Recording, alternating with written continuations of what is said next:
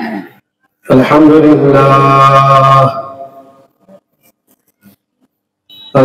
لله نحمده ونستعينه ونستغفره ونعوذ بالله من شرور أنفسنا ومن سيئات أعمالنا من يهده الله فلا مضل له ومن يضلله فلا هادي له ونشهد أن لا إله إلا الله وحده لا شريك له. أعوذ بالله من الشيطان الرجيم. بسم الله الرحمن الرحيم. في جنات يتساءلون عن المجرمين ما سلككم في سقر. صدق الله مولانا العظيم.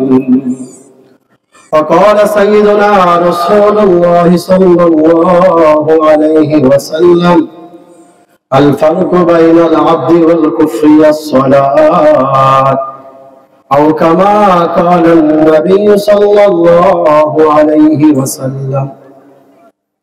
দুরূদ শরীফ পড়ি। মুফতি ইসমাইল সাহেব অত্যন্ত গুরুত্বপূর্ণ কথা বলতেছিলেন।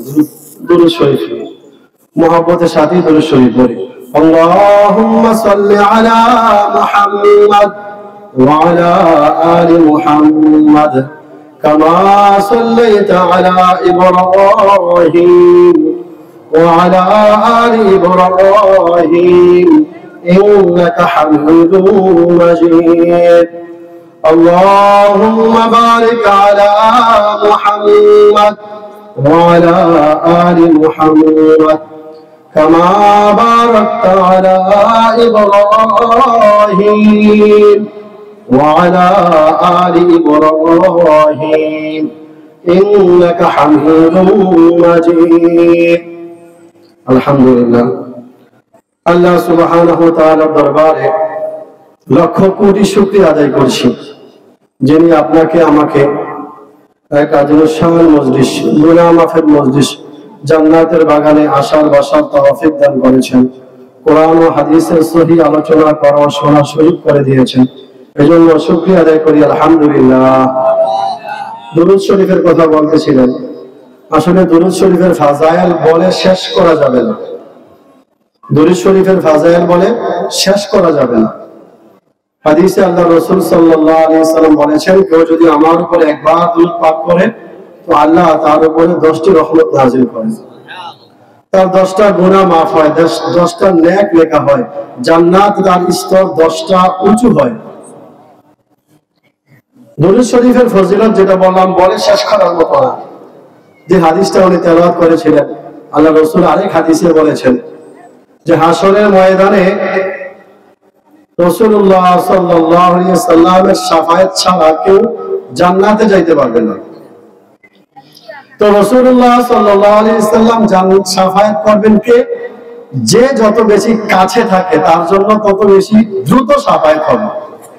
এই হাদিসে আল্লাহ রাসূল বললেন যে হাসরের ময়দানে তো বাবা আদম থেকে নিয়ে আমাদের নবী পর্যন্ত 1 লক্ষ বা 2 লক্ষ পয়গম্বর সবার উম্মত থাকবে। শুধু আমাদের নবীর উম্মত যদি ধরা হয়, এখন 1445 হিজরি চলে, 1445 বছর চলে গেল। তাহলে আমাদের নবীর উম্মত কি পরিমাণ, কত কোটি বিলিয়ন ট্রিলিয়ন মিলিয়ন। তাই আরো কিয়ামত আসার পূর্বে আরো কত উম্মত আসবে। এই সব এত উম্মত থেকে রাসূল কার জন্য আগে শাফায়াত করবেন? কি বলেন, এটা জানা দরকার নেই? কার জন্য দ্রুত রাসূল শাফায়াতটা করবেন? এই হাদিসে উনি যেটা বললেন, উনি হাদিসটা পড়েছেন যে রাসূল বলেন, আমার সবচেয়ে কাছে আখিরাতে হাসরের ময়দানে সেই থাকবে যে আমার উপরে সবচেয়ে বেশি দুরূদ প্রেরণ করে, যে আমার উপরে সবচেয়ে বেশি দুরূদ পাঠায়। চাই সে মক্কার অধিবাসী হোক বা মদিনার অধিবাসী হোক, কিংবা সুদূর বাংলা বা আফ্রিকার হোক, এমন না শুধু মক্কাবাসীদের জন্যই, শুধু আরবদের জন্যই মনে রাসূল দ্রুত শাফায়াত করবে, আমরা অনারব হয়ে গেছি আমাদের জন্য মনে হবে না, এরকম না। না, অনারব হওয়া সত্ত্বেও আমরাও মক্কার অধিবাসীদের চেয়েও দ্রুত শাফায়াতের ভাগীদার হইতে পারি যদি দুরূদ শরীফ পাঠ করি। এই জন্য বলা হয়েছে, ওলামায়ে কেরাম বলেন যে ইমাম মুফতি শফি রহমাতুল্লাহ আলাইহি পাকিস্তানের, উনি মদিনা শরীফের রওজা আতহারের সামনে যাইতেছেন না, রাসূলের রওজা আতহারের সামনে দূরেই দাঁড়ায় রয়েছেন, যাওয়ার সাহস করতেছেন না। তো ওনার প্রতি গাইবে আওয়াজ আছে, শফি তুমি আসতেছো না, শোনো, যে আমার সুন্নতের যত বেশি আমল করে, যে আমার উপরে যত বেশি দুরূদ পাঠ করে, সে যত দূরে থাকুক সে আমার তত কাছে, আর যে আমার রওজা আতহারের সামনেও দাঁড়িয়ে থাকে মগর আমার সুন্নত অনুযায়ী আমল করে না, আমার উপরে দুরূদ পাঠ করে না, সে আমার রওজা আতহারের সামনে দাঁড়িয়ে থাকলেও সে অনেক দূরে। আর আরেকজন সুদূর বাংলাদেশে, জীবনও মক্কা মদিনা যায় নাই, কিন্তু দুরূদ পাঠ করে, রাসূলের সুন্নত অনুযায়ী চলে, তাহলে সে রাসূলের ততটা কাছে। এজন্য দুরূদ শরীফ পড়বেন নাকি বলেন? না দেখবেন মসজিদে যাওয়ার পরে মিষ্টি আসেনি, যদি মিষ্টি থাকে তাহলে বললাম পড়লাম, মিষ্টি না থাকলে গেলাম গা। আচ্ছা কোন তো এটা কি আসলেই নবীর জন্য না মিষ্টির জন্য? হয়নি, আমাদের মসজিদগুলো এমন হয়নি। আল্লাহ আমাদেরকে বোঝার তৌফিক দান করেন। কিছু আমল এমন হওয়া উচিত যেটা শুধুই নবীর জন্য, কিছু আমল এমন হওয়া উচিত যেটা শুধুই আল্লাহর জন্য। এজন্য আমি বলতেছিলাম যে এই যে আজকের আয়োজন এলাকার যুবক ভাইয়েরা করেছেন, আলহামদুলিল্লাহ। যুবকরা এখন অনেক কিছু করে, কনসার্ট চাইলে মানে কনসার্ট হইতে পারতো, ওরা করতে পারতো, কিন্তু ওরা কনসার্টের ব্যবস্থা না করে এত সুন্দর আয়োজন করেছেন, এত সুন্দর ফিকির আপনাদের জন্য করেছেন। তো এটা পুরো এলাকাবাসী যেন এটাকে আপন করে নেয়, পুরো এলাকাবাসী যেন মনে করে এটা আমার। হ্যাঁ, আমি মানুষ, আপনি মানুষ, রক্তে মানুষের গড়া মানুষ, সমস্যা থাকতেই পারে। সন্তান পিতা সন্তানেরও সমস্যা হয়, কি বলেন, হয় না? তো এগুলোকে আপন জায়গায় রাখা এই মাহফিলটাকে আমরা শুধু নিজেদের জন্য, নিজেদের আত্মীয় স্বজন আপনজনদের মাগফিরাতের উসিলা হিসেবে গ্রহণ করি। আমল করে কেউ জান্নাতে যাইতে পারবে না আল্লাহ সুবহানাহু ওয়া তাআলার দয়া ছাড়া। এজন্য এই মাহফিলটাকে, একটা ইসলামী মাহফিলকে প্রতি বছর আমরা করব, এটাকে একটা নাজাতের উসিলা বানাই। এক হাদিসে আল্লাহ রাসূল বলেছেন, আল মাইয়িতু কাল গরিকিল মুতাগাইয়িস, মৃত ব্যক্তিরা কবরে তাদের অবস্থাটা কেমন হয়? তাদের অবস্থাটা এরকম হয় যে কোন নৌযান যদি ডুবে যায় পানিতে, লঞ্চ ডুবে গেছে, স্টিমার ডুবে গিয়েছে, যাত্রীরা সাঁতরিয়ে উপরে উঠতে চায় কিংবা কোনো কিছুকে ধরতে চায়, সাহায্য নিতে চায় যেন ডুবে না যায়। রাসূল বললেন যে একজন মৃত ব্যক্তি, আমার বাবা ইন্তেকাল করেছেন, আপনার বাবা ইন্তেকাল করেছেন, ওনারা কবরে এরকম ডুবন্ত ব্যক্তির ন্যায় সাহায্য চাচ্ছে। ওই ডুবন্ত ব্যক্তি যেন কোনো কিছু সাহায্য চাচ্ছে, ঠিক মৃত ব্যক্তিরও বাবার দিকে, সন্তানের দিকে, ছেলের দিকে, ভাতিজার দিকে, বন্ধুর দিকে তাকিয়ে থাকে। তারা নিয়ে আমাদের জন্য কিছু আমল করে, দুরূদ পড়ে পাঠায়।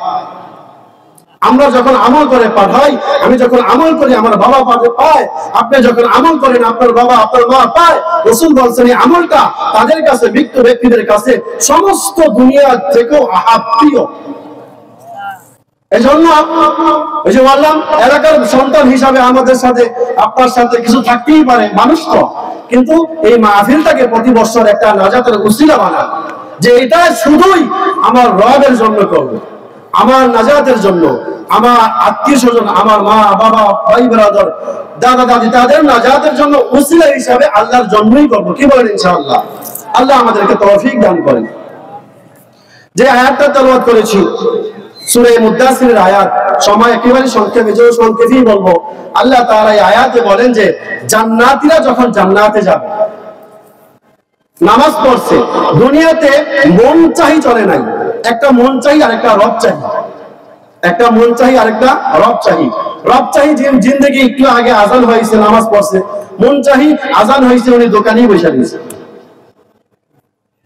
রবচাহী জীবন যাপন করেছে, নিজের ইচ্ছা মতো করে নাই, এই ব্যক্তি যখন জান্নাতে যাবে তখন দুনিয়াতে যারা তার আশেপাশে মনচাহী জীবন যাপন করেছে, এই নাফরমান আর বেনামাজিরা যখন জাহান্নামে যাবে তখন তারা তাদেরকে প্রশ্ন করবে, দোস্ত দুনিয়াতে নামাজ পড়েছিলাম, কত ভাবে আমাকে নিয়ে মজা করছো, অল্প বয়সে দাঁড়িয়ে রাখছিলাম, কত মজা আমাকে নিয়ে করছো, মাহফিলের আয়োজন করছি, কত রকমের মজা, টিটকারি আর খোঁচা দিছ, তো আজকে কেন জাহান্নামে আসলো বলো? আল্লাহ বলেন এই কথাগুলো, ফি জান্নাতিন ইয়াতাসাআলুন আনিল মুজরিমিন। আল্লাহ বললেন দুনিয়াতে যারা রবচাহী জীবন যাপন করবে এরা যখন জান্নাতে যাবে, আনিল মুজরিমিন তারা বেনামাজি আর নাফরমানদের ব্যাপারে, জাহান্নামীদের ব্যাপারে প্রশ্ন করবে, মা সালাকাকুম ফি সাকার, তোমরা কেন জাহান্নামে আসলা, কোন আমলের কারণে তোমাদেরকে জাহান্নামে আসা লাগলো, আজকে তোমরা কেন জাহান্নামে আসলা বলো? দুনিয়াতে তো অনেক দাপট দেখাইয়েছো, টাকার পাওয়ার, ক্ষমতার পাওয়ার, কত পাওয়ার দেখাইছো, তো আজকে জাহান্নামে কেন আসলো বলো? মা সালাকাকুম ফি সাকার, কেন তোমাদেরকে জাহান্নামে আসা লাগলো, কোন আমল কোন কাজ তোমাদেরকে জাহান্নামে নিয়ে আসলো? তো আল্লাহ তাআলা এই আয়াতের মধ্যে সূরা মুদাসসিরের মধ্যে 4টা দোষের কথা আল্লাহ বলেন যে জাহান্নামীরা তখন 4টা দোষের কথা বলবে। কয়টা দোষ? 4 অপরাধের কারণে জাহান্নামে যাওয়া লাগছে এদের। বলেন তো দোষগুলো শোনার পূর্বেই আমরা নিয়ত করি ইনশাআল্লাহ আমরা এই 4 অপরাধ করব না, কি বলেন? ইনশাআল্লাহ এই 4 অপরাধ করে জাহান্নামী হব না ইনশাআল্লাহ। তো তাদেরকে প্রশ্ন করা হবে, মা সালাকাকুম ফি সাকার, তোমরা দুনিয়াতে অনেক সুখে জীবন যাপন করেছো, আজকে তোমাদের কেন জাহান্নামে আসা লাগলো? ক্বালু লাম নাকু মিনাল মুসাল্লিন, জাহান্নামীরা তখন ডেকে বলবে, দুনিয়াতে আমরা অনেক সুখে ছিলাম, স্বাচ্ছন্দ্যে জীবন যাপন করেছি, কোনো বিপদ আর মুসিবত ছিল না, কিন্তু লাম নাকু মিনাল মুসাল্লিন, আমরা দুনিয়াতে নামাজের মুসল্লি ছিলাম না। 1 নম্বর অপরাধ জাহান্নামে আসার, দুনিয়াতে কি ছিলাম না? মুসল্লি ছিলাম না, নামাজি ছিলাম না। তাইলে জাহান্নামে যাওয়ার 1 নম্বর কারণ কি বলেন? নামাজ না পড়া। আমাদের মহল্লায় আসেনি এরকম, কি বলেন? আপনাদের পরিচিত আসেনি এরকম? এই জাহান্নামে যাওয়ার, জাহান্নামীদের প্রথম যে দোষটা, এরকম দোষ আমাদের মহল্লায়, এরকম দোষওয়ালা মানুষ বেশি না কম? কি বেশি না কম? 1 নম্বর দোষ, লাম নাকু মিনাল মুসাল্লিন, আমরা মুসল্লি ছিলাম না। সাপ্তাহিক নামাজ পড়তাম, সপ্তাহে একবার যাইতাম, কিংবা বৎসরে 2 বার যাইতাম। সাপ্তাহিক যেটা যায় এটা আল্লাহর জন্য না। যদি শুক্রবার তুমি জুমাটা পড়ো আল্লাহর জন্য, তাহলে যে আল্লাহর জন্য জুমা পড়লা, আসর তো ওই আল্লাহরই বিধান ছিল, ফজর তো ওই আল্লাহরই বিধান, এজন্য নামাজ ছাড়া যাবে না। যুবক ভাইয়েরা যারা আলোচনা, আজকের এত সুন্দর আলোচনা আয়োজনের ব্যবস্থা করেছেন অর্থ দিয়ে, শ্রম দিয়ে, আর তাদের কাছেও আমাদের দরখাস্ত, নামাজ ইসলামে মুসলমানের সবচেয়ে গুরুত্বপূর্ণ ইবাদত নামাজ। সবচেয়ে গুরুত্বপূর্ণ ইবাদত কি? যার নামাজ নাই তার দ্বীনের কোনো অংশই নেই। যে হাদিসটা পাঠ করেছে রাসূল বলেছেন, আল ফারকু বাইনাল আবদি ওয়াল কুফরি আস-সালাত, বান্দা মুসলমান না কাফের, এই পার্থক্যটা করে দিবে কে? নামাজ। পার্থক্যটা করে দিবে নামাজ। এই জন্য যে নামাজ পড়ে না সে তো পাক্কা ঈমানদারি না, সে আল্লাহর ওলি হয় কিভাবে বলেন? যে নামাজ পড়বে না সে কি না? পাক্কা মুমিনই না। যে মুমিন না সে আল্লাহর ওলি কিভাবে হবে? তার কাছে কিভাবে বাইয়াত হন? সে তো নামাজই পড়ে না। যে নামাজ ছেড়ে দেয় সে আল্লাহর ওলি হইতে পারে? সে নিজেই জান্নাতের রাস্তা চিনে না, সে আপনাকে কি রাস্তা দেখাবে? এজন্য দেখা যায় 30 বছর উনি ওই হযরতের মুরিদ, খুব আসা যাওয়া করে, 35 বছর 40 বছর ওই দরবারে আসা যাওয়া করে, গাছি গরু যা দেওয়া সব দেয়, মাগার বিড়া সারতে নেই। আসেনি এরকম? নামাজ দাও দরকার নেই, আসেনি এরকম? কেন পারে নাই? কারণ উনি এমন জায়গায় গিয়েছে যে ব্যক্তি নিজেই নামাজি না, যে নিজেই জান্নাতের রাস্তা চিনে না, তো আপনাকে সে রাস্তা কিভাবে চিনাবে বলেন? পীর তো এই জন্য যে আপনাকে রাস্তা দেখাবে, জান্নাতে নিয়ে যাবে না। পীর আপনাকে গাইডলাইন দিবে যে এইভাবে চলো বাবা, এই রাস্তায় চলো, জান্নাতে যাইতে পারবা। এই গাইডলাইন দিতে হলে কি লাগে? নিজে জান্নাত ওই রাস্তা চিনতে হয়। তো আপনি যেই জায়গায় গেছেন ওই ব্যক্তি তো নামাজই পড়ে না, এই তো পর্দাই করে না, এই গান শোনে, বাবা খায়, গাঁজা খায়, তো এই কিভাবে আপনাকে জান্নাতের রাস্তা দেখাবে? আসেনি এরকম? বলেন আছেন? এরকম পীর আছে যে নামাজ পড়ে না? আসেনি? এরকম পীর আছে যে গাঁজা খায়, সিদ্ধি খায়? আসেনি এরকম? এই জন্য দেখা যায় 30 বছর 35 বছর উনি ওই হযরতের দরবারে যায়, খুব কইরা কয় হ্যাঁ অমুক জায়গা যাই, হাসি নিয়ে যাই, গরু নিয়ে যাই, নামাজটা পড়ে না, বিড়িটা ছাড়তে পারে না। এই জন্য নিজের আত্মাকে শুদ্ধ করতে হলে, জান্নাতে যাইতে হলে আপনাকে এমন ব্যক্তির কাছে যাইতে হবে যে জান্নাতের রাস্তা চিনেছে। যে মহিলাদেরকে নিয়ে একসাথে নাচানাচি করে, সে আপনাকে রাস্তা কি দেখাবে জান্নাতের? সে নিজেই তো চিনে না। যে গোসল করে না, 6 মাস গোসল করে না, জট বাইজা রয়েছে, শরীর থেকে গন্ধ বের হয়, এই জান্নাতের রাস্তা নিজেই চিনে নাই। পুরুষের সদর কতটুকু বলেন? পুরুষের ফরজ বিধান কতটুকু? নাভি থেকে হাঁটু পর্যন্ত। যে ল্যাংড়া উলঙ্গ থাকে সে তো ফরজ তলব করেছে, সে আল্লাহর ওলি হয় কিভাবে? বুঝেন এই কথা বলবেন? ওয়াজ ভালো লাগে না? আমি তো আপনাদের সন্তান, আমি জানি আপনাদের রোগ কোন জায়গায়। এজন্য আমি এগুলোই বলবো। হুজুররা আসবে, হুজুররা ওয়াজ করবেন। বুঝে আসছেনি? যে ব্যক্তি ফরজ তলব করে বলেন সে ওলি হইতে পারে? তাহলে যে ল্যাংটা সে ওলি হয় কিভাবে? এই জন্য দেখা যায় ল্যাংটার দরবারে যারা যায়, কেউ নামাজি, কত বছর নামাজি বলেন? 50 বছর যায়, নামাজি হইতে পারছে না? আরো বেশি গাঁজা খায়। রাগ করতেছেন? রাগ করেন না, এটা বাস্তব কথা। এই জন্য বলতেছিলাম, পীর যিনি হবে তিনি গাইডলাইন দিবে আপনাকে, আপনাকে রাস্তা দেখাবে, জান্নাতে নিয়ে যাবে না। অতএব গাইডলাইন দিতে হলে, রাস্তা দেখাইতে হলে পীর জীবিত থাকা জরুরি। যে পীর ইন্তেকাল করেছেন উনি পীর হইতে পারে না। উনি কিভাবে গাইডলাইন দিবেন? উনি মারাই গেছেন।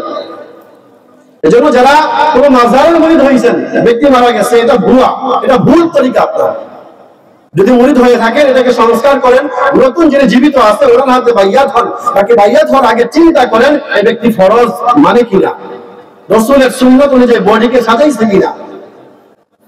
এবারে দাঁড়িয়ে রাখতে পারে না, নবীর এতটুকু যার প্রেম যার করে যায় নাই, এ আবার আশিকে রাসূল কিভাবে হবে? আল্লাহ আমাকে আপনাদেরকে বুঝার তৌফিক দান করেন। তবে বলতেছিলাম যে জাহান্নামে যাওয়ার 1 নাম্বার কারণ লাম নাকু মিনাল মুসাল্লিন, নামাজি ছিল না। এজন্য যাদের পীরেরা নামাজ পড়ে না, ভ্রান্ত এর থেকে ফিরে আসে, এ আপনাকে জান্নাতে নিতে পারবে না। আল্লাহ তাআলা বলেন, জান্নাতীরা যখন জান্নাতে যাবে তখন তারা জাহান্নামীদের ব্যাপারে প্রশ্ন করবে, মা সালাকাকুম ফি সাকার, তোমরা কেন জাহান্নামে আসলা বলো? জাহান্নামীরা বলবে, ক্বালু লাম নাকু মিনাল মুসাল্লিন, আমরা দুনিয়াতে নামাজি ছিলাম না। বাবার দরবারে গেছি ঠিক আছে, নামাজ ওই রাস্তার মধ্যেই শেষ, গাড়ির মধ্যে নামাজ শেষ, বলছে নামাজ শেষ, ফরজ পড়ে নাই, দোল বাদ্য নাচানাচি আর বিড়ি খাইতে খাইতে শেষ। আছে এরকম? এই 1 নম্বরে নামাজ পড়ে না। যে নামাজ পড়ে না, ঈমান ইসলামে তার কোনো অংশই নাই। এজন্য রাসূলের জামানায় সাহাবায়ে কেরাম বলে দিতে পারতেন কে মুসলমান কে মুসলমান না। কেন? যে মসজিদে যায় সে মুসলমান, যে মসজিদে যায় না সে মুসলমান না। হাদিসের কিতাব খুলে দেখেন, সাহাবায়ে কেরাম বলতে পারতেন। এজন্য যারা স্বাভাবিক মুনাফিক এরাও মসজিদে যাইতো, অথচ মুনাফিক কেন? ওরা জানে যদি আমি মসজিদে না যাই তাহলে সাহাবায়ে কেরাম বুঝে ফেলবে, নবী বুঝে ফেলবে আমি মনে কাফের। এত গুরুত্বপূর্ণ নামাজ জীবনে আল্লাহ রাসূল কখনো নামাজ ছাড়েন নাই। খন্দকের যুদ্ধে যখন পুরো আরব কান্ট্রিগুলো, আরবেরা একসাথে হয়ে মদিনায় আক্রমণ করবে, তখন রাসূলুল্লাহ সাল্লাল্লাহু আলাইহি ওয়াসাল্লাম 4 ওয়াক্ত নামাজ কাজা করেছিলেন। এরপর এগুলো কাজা করছেন, ছুটে গেছিল 4 ওয়াক্ত নামাজ। তাহলে যেই নবী নামাজ ইসলামকে বাঁচাইতে যায়, নামাজ ছুটে গেছে, কাজা করা লাগছে, আপনার ফির এমন ফির হইছে আগুন আগুন, এই ব্যক্তির নামাজ পড়া লাগে না, অথচ নবীর নামাজ কাজা করা লাগে। বুঝছেননি? নবীর নামাজ কাজা করা লাগে, আর ওনার পীর এমন পীর হইছে, উনি এমন আধ্যাত্মিক জগতে পড়ছে, নবীকে ছাইরা ওনার আর নামাজই লাগে না। নাউজুবিল্লাহ বলেন। আল্লাহ আমাদের এই সমস্ত দুনিয়া পূজারী, পেট পূজারী পীর থেকে হেফাজত করেন। যেন ওলামায়ে কেরাম বলেন, পীর দুই প্রকার। এক ধরনের পীর আল্লাহকে আল্লাহ পর্যন্ত পৌঁছিয়ে দেয়, আরেক ধরনের পীর আল্লাহকে ছিঁড়ে আনে। এই শুধু খাসি গরু দিছায়, ওরস করবো, খাসি গরু খাইবো। মুরিদকে নামাজের কথা বলবে না, সুন্নতের কথা বলবে না, সুদের কথা বলবে না, ঘুষের কথা বলবে না। এজন্য সহজভাবে আপনি যদি চিনতে চান কোন পীর সঠিক, একদম সহজ পন্থা হচ্ছে, আপনি দেখেন ওই পীরের অধিকাংশ মুরিদ নামাজি কি নামাজি না। যেই পীরের অধিকাংশ মুরিদ নামাজি, বুঝবেন উনি হক্কানি। আর যেই পীরের অধিকাংশ মুরিদ গাঁজা খায়, বাবা খায়, বিড়ি খায়, নাচে, মহিলাদের সাথে নাচে, গান শুনে, নামাজ পড়ে না, নিশ্চিত এই ব্যক্তি ধর্ম পীর না। বুঝে আসছে? আল্লাহ আমাদেরকে বোঝার তৌফিক দান করে। দ্বিতীয় কারণ, জাহান্নামীরা জাহান্নামে যাওয়ার দ্বিতীয় যে কারণ বলবে, ওয়ালাম নাকুন তু'তিমুল মিসকিন। আল্লাহ তাআলা বলেন, জান্নাতীরা যখন জাহান্নামীদেরকে প্রশ্ন করবে, মা সালাকাকুম ফি সাকার, তোমরা কেন জাহান্নামে আসলে বলো? ক্বালু লাম নাকু মিনাল মুসাল্লিন। তারা এক নম্বর কারণ বলবে, আমাদের এক নম্বর দোষ ছিল, আমরা মুসল্লি ছিলাম না, নামাজি ছিলাম না।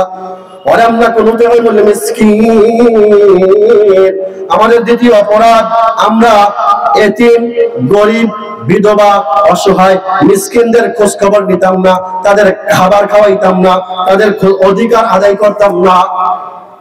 অসহায়, গরিব, মিসকিন, বিধবা, এতিম, এদের খোঁজ খবর নিতাম না, খাবার খাওয়াইতাম না। এতিমদের ব্যাপারে আসছে হাদিসে রাসূল বলেছেন,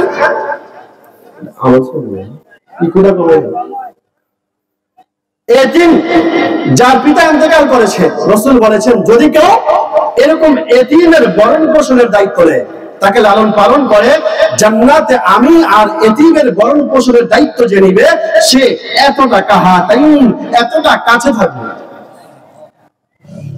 তাইলে যে ব্যক্তি এতিমের ভরণ পোষণের দায়িত্ব নেওয়ার কারণে জান্নাতে সমস্ত নবীদের নবী যে ওনার কাছে থাকে, তাইলে যে ব্যক্তি এতিমের সম্পদ গ্রাস করে, মানে ভাই মারা গেছে, এইবার চাচা কয় পাইছি এক সুযোগ, তোর বাপ মরছে এবার সুযোগ পাইছি, আসেনি এরকম বল? বাবা মারা গেছে, সন্তান, এবার সন্তানটা দুর্বল হয়ে গেছে, ওনার ক্ষমতা বাড়ছে, উনি কিভাবে তার সম্পদ গ্রাস করা যায়। অথচ রাসূল বলেন, এতিমের সন্তান, এতিমের সম্পদ, যদি এতিমকে লালন পালন করলে তার মর্যাদা এতটা হয়, জান্নাতে রাসূলের কাছে থাকতে পারে, তাহলে যে ওই এতিমের সম্পদ গ্রাস করবে তার অবস্থাটা কেমন হবে? এই জন্য আল্লাহ তাআলা বলেন, জাহান্নামে যাওয়ার দুই নম্বর কারণ, ওয়ালাম নাকু নুতিমুল মিসকিন, আমরা মিসকিন, এতিম, গরিব, বিধবা, এদের খোঁজ খবর নিতাম না। এজন্য প্রতিবেশী যদি কেউ দরিদ্র থাকে, এদের দিকে খোঁজ খবর নেওয়া, প্রতিবেশী গরিব থাকলে খোঁজ খবর নেওয়া। হাদিসে আল্লাহ রাসূল বলেছেন, তুমি ধনী ব্যক্তি, তোমার প্রতিবেশী দরিদ্র, তারা কখনো গোশত খাইতে পারে না, গোশতের দাম 800 টাকা। ওই জামানায় রাসূল বলে দিয়েছেন, তোমার এবিলিটি আছে, তুমি খাইতে পারো, তা তোমার প্রতিবেশী গরিব খাইতে পারে না, এজন্য তুমি খাওয়ার পরে হাড্ডিগুলো সামনে ফেলাইও না, তাইলে ওই বিধবা, ওই এতিম, ওই গরিব দেখা কষ্ট পাবে যে তুমি খাইতেছো, তার এবিলিটি নাই, সে খাইতে পারতেছে না, কষ্ট পাবে। বরং তুমি যদি গোশত পাকাইতে হয়, একটু বেশি করে পাকাও, তাকে দিবা। যদি এরকম ক্ষমতা তোমার না হয় যে এতিমকে দিতে পারবা না, তাহলে একটু জোর বাড়াইয়া দাও, জোর হইলেও তোমার প্রতিবেশীকে দাও, এতিমকে দাও। আমাদের সমাজের অবস্থাটা কি বলেন? যত এতিম, যত গরিব, যত মিসকিন, যত অসহায়, সমস্ত জুলুম এদের উপর দিয়া যায়। এলাকার বিচারকরাও ওদের দিকে তাকায় না, যার ক্ষমতা আছে ওদের দিকেই বিচারের রায় যায়, এমনই না? কি বলেন? ওয়ালাম নাকু নুতিমুল মিসকিন।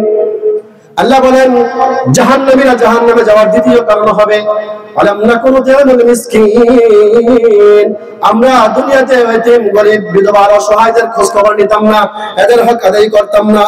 وكنا نخوض مع الخائضين জাহান্নামে যাওয়ার তৃতীয় যে কারণ হবে, এক নম্বর কারণ লাম নাকু মিনাল মুসাল্লিন, আমরা মুসল্লি ছিলাম না, নামাজি ছিলাম না।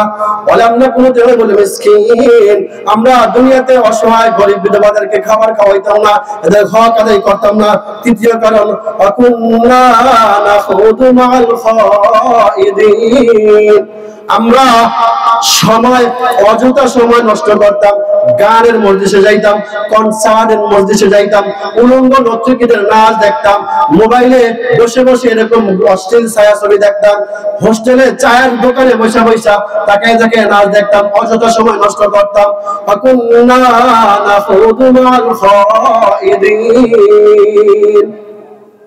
অযথা বেহুদা সময় নষ্ট করতাম।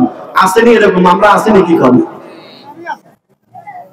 কিছু লোকের তো কাজই এইটা, ওনারা বিদেশ আছে বা মোটামুটি স্বাবলম্বী, ওনার কাজ করা লাগে না। ওনার কাজ কি? ওনার কাজ এইটা, দৌড়ে দোকানে যাবে, চা খাবে, আর অমুকের ফোলা এটা করছে, অমুকের মাইয়া এটা করছে, হুজুরে এটা করছে, মুয়াজ্জিনে এটা করছে, ওনার চাকরি এটা। কি করে? আসেনি এরকম?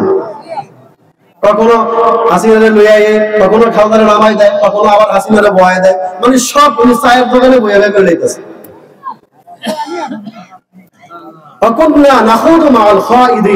অযথা সময় নষ্ট করতাম, বেহুদা সময় নষ্ট করতাম, গুনার মজলিসে যাইতাম, কনসার্ট আয়োজন করে কনসার্টের মজলিসে যাইতাম,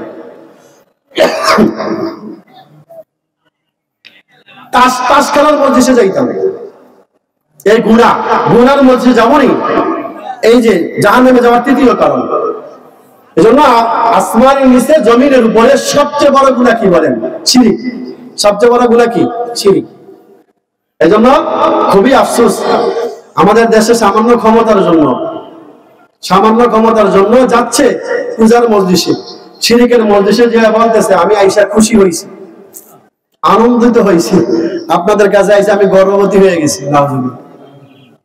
শিরকটা তো এমন জিনিস, শিরক সবচেয়ে জঘন্য। পূজার মজলিস মানে আপনার রবকে, আপনার স্রষ্টাকে, আপনার খালিককে, আপনার মালিককে সাথে শিরক করে চূড়ান্ত পর্যায়ে আমার আল্লাহকে অপমানিত করা হচ্ছে। কোন আলেম তো দূরের কথা, কোন স্বাভাবিক মুসলমান তো দূরের কথা, যার অন্তরে আল্লাহ থেকে আল্লাহ ঈমান আছে এরকম ব্যক্তিও, এমন গায়রতওয়ালা ব্যক্তিও, এমন আত্মমর্যাদাশীল মুসলমানও পূজার মজলিসে যাইতে পারে না। কারণ এটা আমার বাবাকে যেন অপমান করা হয়, আমার স্ত্রীকে যেখানে অপমান করা হয়, আমার মাকে যেখানে অপমান করা হয়, ওই মজলিসে যদি আমি যাই তো আমি স্বাভাবিক সন্তান না। যেই মজলিসে আমার রবকে অপমান করা হয়, ওই মজলিসে আমি ইমানদার হয়ে কিভাবে যাব? আলেম তো দূরের কথা। আপনি কি ভাবছেন দাদা বাবুদের কাছে বলবেন আমি আইসা এমন, ওরা আপনাকে ভোট দিবে? ও কার স্বর্গে বসবাস করছেন?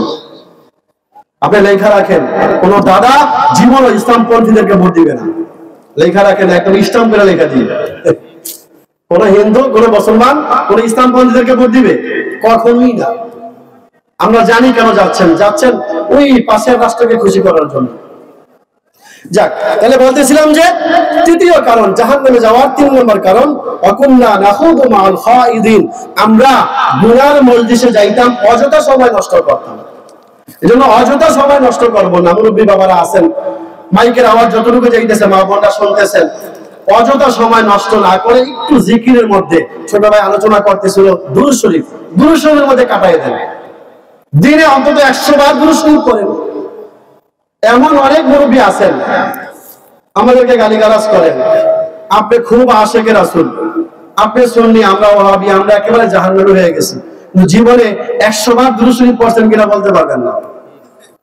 আলহামদুলিল্লাহ, আমাদের যুগের পর যুগ, বছরের পর বছর যাইতেছে, আলহামদুলিল্লাহ কখনোই দুরূদ শরীফ ছুটে নাই। সর্বনিম্ন 100 বার। সমস্ত কওমি আলেমদের এটা বাধ্যতামূলক, তাদের আমল করতেই হবে দুরূদ শরীফের। আমাদেরকে বলে আপনারা তো মিলাদ পড়েন না। আচ্ছা বলেন, এই যে ওই ছোট ভাই বলতে গেছে, মুফতি সাহেব বলছে দোয়া কবুল হওয়ার জন্য শর্ত কি? দুরূদ পড়া। দোয়া কবুল হওয়ার জন্য শর্ত কি? নামাজটা, যে নামাজের মধ্যে যে দোয়া আছে জানেননি? শেষ বৈঠকে কি আছে? দোয়া মাসুরা, আল্লাহুম্মা ইন্নী যালামতু নাফসি, আল্লাহ আমি অনেক জুলুম করছি, জুলমান কাসীরা, অনেক জুলুম, লম্বা দোয়া। এটা দোয়া। এই দোয়ার আগে কি করে বলেন? দুরুদে ইব্রাহিম। আমি বানাইছি কোন না যে আমি তুই বানাইছস তুই হবি, কইবেন তো এটাই। আল্লাহ যদি বুঝার তৌফিক দান করতেন। সব নামাজ ইমানদারের জন্য সবচেয়ে গুরুত্বপূর্ণ নামাজ। ওই নামাজে দোয়ার আগে দুরুদে ইব্রাহিমই পড়তে বলছেন, এরপরে দোয়া করতে বলছেন। কে কে বলেন? কে? না আমি বানাইছি, আমার উস্তাদ হুজুরে বানাইছে। নাউজুবিল্লাহ। কে বুঝাবে আপনাদেরকে? এই যে আজকে জানাজার নামাজ গেল, জানাজার নামাজের তৃতীয় তাকবীরের পরে কি বলে? দোয়া পড়ে, দোয়া পড়ে আল্লাহ মাগফিরলি হাইয়িনা ওয়া মাইয়িতিনা, আল্লাহ আমাদের জীবিতদেরকে আমাদের মৃত্যুর লম্বা দোয়া মাফ করে দেন। এর আগে কি করে? কোন দুরূদ? কেন? দোয়া দুরূদ পড়লে দোয়া কবুল হয়। এই জন্য এটাকে আমি বানাইছি না, আমার হুজুরে বানাইছে। তো কইবেন তখন যাই ওয়াহাবি। কে বুঝাইবো আপনাকে বলেন? সরাসরি আল্লাহ বলতেছেন দোয়ার পূর্বে দুরূদ ইব্রাহিম পড়ো। আল্লাহ শিখাইলেন নামাজে, আল্লাহ শিখাইলেন জানাজার নামাজে, সব জায়গায়। কে আমাদেরকে বোঝাবে? আমার পীর কি বলে রাখছে যে বেটা আজ্ঞা হচ্ছে না, বছরে একবার নামাজ পড়ে না, তার কাছে যাওয়া যায় না, বিড়ি খায়, গাঞ্জা খায়, একই বলছে, এর কথাই আমার মানতে হবে। অথচ রসুল কি বলে, আল্লাহ কি বলে, এটার কোনো খবর নেই। রসুলকে সালাম কিভাবে দেয় বলেন? আত্তাহিয়াতু বলেন, আত্তাহিয়াতু লিল্লাহি ওয়াত তাইয়্যিবাত, আসসালামু আলাইকা। দাঁড়ায় দাঁড়ায় এখন তো শুরু করবেন। আচ্ছা, এই যে বইয়া বইয়া যে আত্তাহিয়াতু পড়া, এটাকে আমি বানাইছি না আমার হুজুরে বানাইছে? কে? আল্লাহ বলতে পারলেন না আত্তাহিয়াতুর মধ্যে আমার হাবিবের উপর দুরূদ আছে, সালাম আছে, অতএব এটা দাঁড়ায় দাঁড়ায় পড়, আলহামদু সূরা বইয়া পড়, এটা আল্লাহ কইতে পারলো না? বুঝেননি কিছু? এটা বইয়া কেন বললেন? আসসালামু আলাইকা আইয়ুহান নাবিয়্যু, ও নবী আপনার উপরে সালাম, এটা দাঁড়ায় কেন বললেন না? বলেন সূরা ফাতিহাটা কেন বইয়া হইল না? যদি কেউ বুঝতে চায় এর চেয়ে আর সহজ কিভাবে বলেন? আর যদি কোন নামাজ দম আমি বানাইছি, আমার হুজুরে বানাইছে, তার কি করা? বাকি দুরূদ পড়তে হবে। কি পড়তে হবে? দুরূদ পড়তে হবে। বাকি নামাজের পরে মিলাদ আছে, এই কথাটা করতে থেকে পান। বাকি নামাজের পরে দুরূদ আছে, এটা হইতে পারে। দুরূদ ছাড়া কোনো দোয়া কবুল হয় না। মিলাদটা আসতে থেকে, মিলাদ মানে কি? মিলাদ নবী রাসূলের জন্ম বৃত্তান্ত। আল্লাহ রাসূল জন্মগ্রহণ করার পরে জন্মগ্রহণের সময় কি কি হয়েছে তাম পৃথিবীতে, এর আলোচনা মানে মিলাদ। মিলাদুন নবী, রাসূলের জন্ম। তো বাকি নামাজের পরে মিলাদ আছে, মিলাদ আছে মানে রাসূলের জন্ম বৃত্তান্ত আলোচনা করবেন? কথাটাই তো আপনার ভুয়া, কথাটাই তো মিথ্যা বলছেন। বাকি নামাজের পরে দোয়া হবে, দোয়ার আগে দুরূদ পাঠ করা হবে, কারণ দুরূদ ছাড়া দোয়া ঝুলতে থাকে, আকাশে যায় না। কোন দুরূদ পড়বো? যেটা আল্লাহ তাআলা নামাজে শিখাইছেন, রাসূলুল্লাহ সাল্লাল্লাহু আলাইহি ওয়াসাল্লাম শিখাইছেন, জানাজায় শিখাইছেন। সময় শেষে আল্লাহ তাআলা এই অল্প সময়, ওই টাইম নাম্বার কাউন্টার হয়ে গেছে, আকুন্না নুকাযযিবু বিয়াউমিদ্দিন, হাসরের ময়দানে জান্নাতীরা জাহান্নামীদেরকে প্রশ্ন করবে, বলো কেন জাহান্নামে আসলা? তখন জাহান্নামীরা বলবে চার কারণে, লাম নাকু মিনাল মুসাল্লিন, নামাজি ছিলাম না, ওয়া লাম নাকু নুতঈমুল মিসকিন, গরীবদেরকে খাবার খাওয়াইতাম না, হক আদায় করতাম না, আকুন্না নাখুযু মা'আল খাইদিন, গুনার মজলিসে যাইতাম, অযথা সময় নষ্ট করতাম, গানের মজলিসে, কনসার্টের মজলিসে, জুয়ার মজলিসে, এরকম উলঙ্গ নাচ এর মজলিসে যাইতাম, সময় নষ্ট করতাম। 4 নম্বর কারণ, আকুন্না নুকাযযিবু বিয়াউমিদ্দিন, আমরা আখিরাতকে অস্বীকার করতাম। এই 4 কারণে জাহান্নামে যাওয়া লাগছে। আল্লাহ তাআলা এই 4 কারণ থেকে আমাকে আপনাদেরকে সবাইকে হেফাজত করুন, জাহান্নামীদের দোষগুলো থেকে বেঁচে জান্নাতীদের দোষ গুণগুলোকে অবলম্বন করে, বিশেষ করে হার হালতে রাসূলের উপরে দুরূদ শরীফ পাঠ করে জান্নাতি হওয়ার তৌফিক দান করুন।